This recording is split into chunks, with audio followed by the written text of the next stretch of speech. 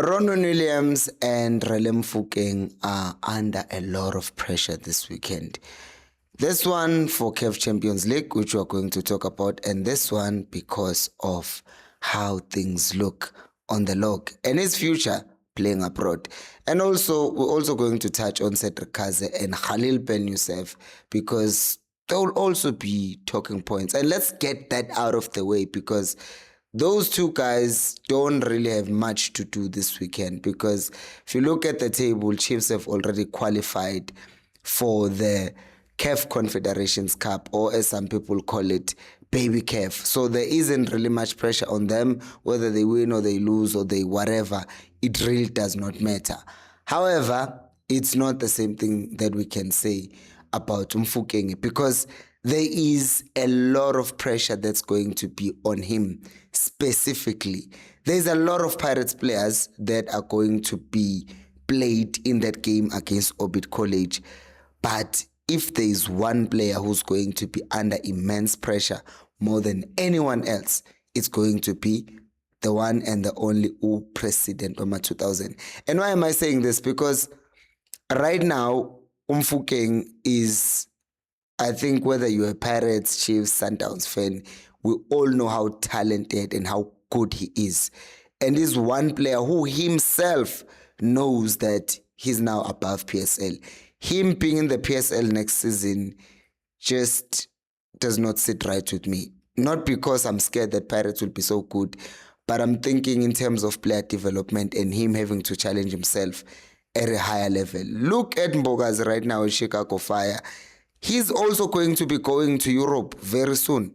And now I know that if you're a Pirates fan, you're like, but why are you going on and on and on and on and on about Mfukeng while it's Pirates who are playing? Because winning a title for Mfukeng, not only does it also help Pirates because that means they can add a few million or tens of millions more to his price tag when they sell him, but it also shows him as the player who's able to perform under pressure, which would then mean that teams who want to sign him can bring him abroad. Because let me make an example for you.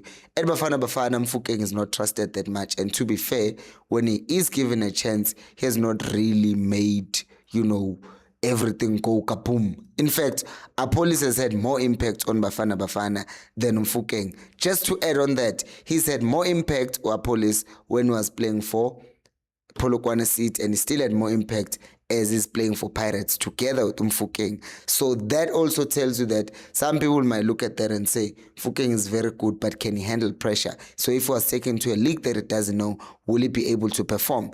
And this game is like that crowning moment of Mfukeng coming in, scoring a hat-trick or assisting and scoring the other goal, helping Pirates clinch the league title. Because I think that when you look on paper, Pirates should win the league easy. They should just demolish Orbit College.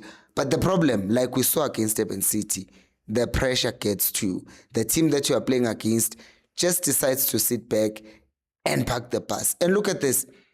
All Orbit College would need to do tomorrow, because this league is so terrible, assuming that assuming that Chiefs do beat Chippa United, that means Chippa United stays on 25 points. So technically, if Orbit were to win that game, they would just go to 25 points. And if Gallants also lose their game, all of a sudden Orbit College is 13th, because we know Chiefs is not going to beat Chippa United by 4-0. So, it's not going to happen. But a draw might be enough for Orbit, and a draw will certainly be enough for them to move away and not be caught by Makesi. Because if Makesi wins their game, they go to 24 points. And if Orbit draw their game, they are on 25 points, which means they will survive. They will have another chance of surviving in the playoffs. So we might see an Orbit College that's just going to pack the bus. Although in the games that I've watched Orbit play, Chiefs, Pirates, and Sundowns, they suck. They're a horrible team. I will not lie to you.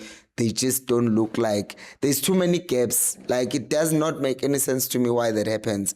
But then again, we've seen stranger things happen in football, whereby a team just shows up and all of a sudden it's a freak show. That is why then he will be very key. But I would also like to talk about other players from Pirates, because given the fact that there will be so much pressure on Mfukeng, it's time for players like Abo Makgopa to take their chances, Bagwethu, because it's not fair. It would not be fair for Abo Mfukeng to not get your move abroad, because when you didn't show up for Pirates, the rest of them didn't also show up. If Mfukeng does not show up, if Apolis does not show up, if Moremi does not show up, where's the rest of the team? They should be able to also show up and do the things. So who's winning the league? I can tell you absolutely without any, with 80% certainty that Pirates are winning the league, because there's that small 90%, actually 99.9%. There's just that 0.1% of just in case Orbit just does crazy things, but I just don't see it happening. I just don't see it happening. So Pirates are winning the league, and tomorrow I'll be making a congratulations video to Pirates because I think they're winning the league. Speaking of people who are winning things, I would also like to win in terms of subscriptions before we go to Sundowns. Can we subscribe to the channel? It helps. It tells YouTube that you like the content, so they show it to more people like you. And also, if you like the video, it's the same thing. YouTube sees that people are liking, so they show it to more people. So let's do that. Now, a much older person who has been under pressure of late in Ronwen Williams, he will need to be on his best behavior this weekend, because Sundowns also play Ashfar on Sunday at 9 p.m. for the CAF Champions League. And the Moroccans have already started playing games because something happened. Sundowns were supposed to travel, I think, on Tuesday or Wednesday, and their private jet that they were going to, their chartered plane that they were supposed to use to go that side was ready, and they were ready to go and everything, but they hadn't received authorization to land in Morocco, which is just mind games, because they wanted Sundowns to be delayed and arrive maybe a day later than they had planned, so that they don't acclimatize as quickly as they would want to, which I think is just ridiculous. Why are we doing this? Why is Morocco continuously playing these games? Like against Senegal, they were doing it with towels, and now Ngabo Sundowns, they're doing it with not permitting them to land and all of that stuff. I think it's just a horrible thing to do, and that is why I think that Abo Ronwen will have a huge role to play this weekend, because Sundowns can literally go in there, just protect their one goal lead by not defending, but just keeping the ball, and the composure and the calmness of the team will come from their leader. Utemba Zwane is the captain of Sundowns, but it doesn't start matches. That is the responsibility of Ronwen Williams then to help the team. And also, Ashfar is at home now, so they will obviously be attacking more than what they were doing when they were in South Africa, which means we as South Africans, well, who care about South African football more than banter, me personally, I don't mind Pirates winning the league. That's good for our football. I'm a Chiefs fan, by the way. In fact, I would rather have Pirates win the league, because it just sets up an even more interesting season next year. I mean, when July comes, because it's like August. I mean, it's like Pirates won the league last season. Let's see what they do this season. And if Sundowns win the second star, it makes Pirates to say, okay, we just beat these guys into winning the league. Surely we can also achieve something in Africa. But that also challenges my team, Chiefs, to say, hey, man, we have Sundowns who won a second star. We have Pirates who won the league. We also have to show something. So as they're in the CAF Confed next season, that could also just be a kick in the butt that they need to go out there and try and make things happen.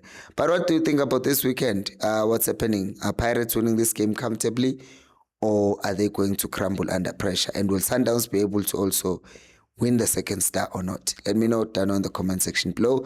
Subscribe if you haven't, and like the video to get to those 1,000 likes. Danko, I will see you tomorrow.